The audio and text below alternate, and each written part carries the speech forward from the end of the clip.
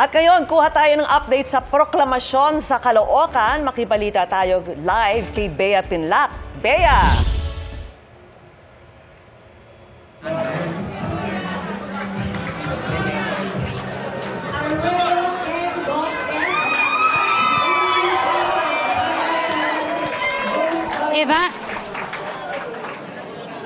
Evan, Vicky, Mel, puno ng hiyawan at palakpakan dito ngayon habang formal ngang pinoproklama rito sa Caloocan City Hall ang mga nagtagumpay na kandidato sa lungsod ng Caloocan ngayong eleksyon 2025.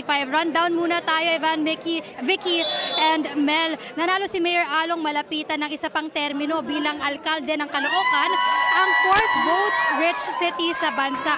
348,592 ang botong nakuha niya mula sa mga botante sa Caloocan. 12 taon nang hawak ng isang Malapitan ang pagka-alkalde sa lungsod dahil nauna na riyan yung kanyang ama, si incumbent Caloocan 1st District Representative Oka Malapitan, na nagsilbing mayor from 2013 to 2022.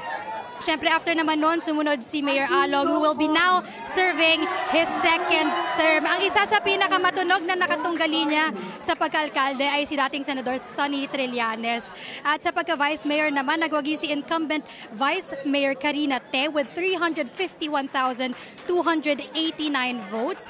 At sa tapatang Oka Malapitan, Ray Malonzo sa pagka-kongresista sa 1st District ng Caloocan, panalo rin ang mga Malapitan with 198,244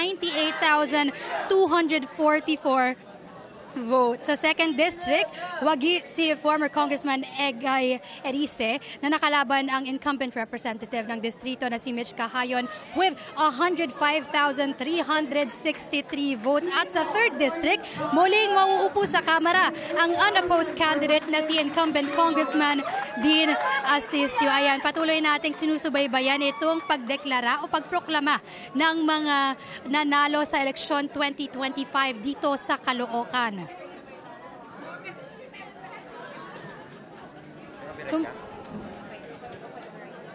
Ayan.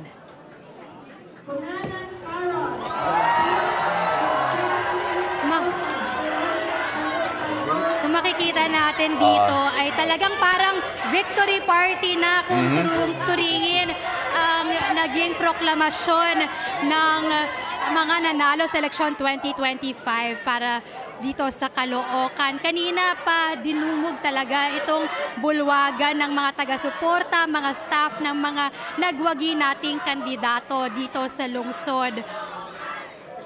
Medyo natagalan lang, no, Vicky, Mel at Evan, sa pag-transmit kasi merong nagka-problema doon sa mga automated counting machine, specifically doon sa pag-transmit ng mga boto. Kaya talagang matagal yung usad, halos 14 hours tinagal yung pag-transmit ng mga boto. Ayan, patuloy silang nagse-celebrate dito habang pinoproklama yung iba pang nanalo. Okay, maraming salamat. Bea Pinlac sa iyong update mula sa Caloocan.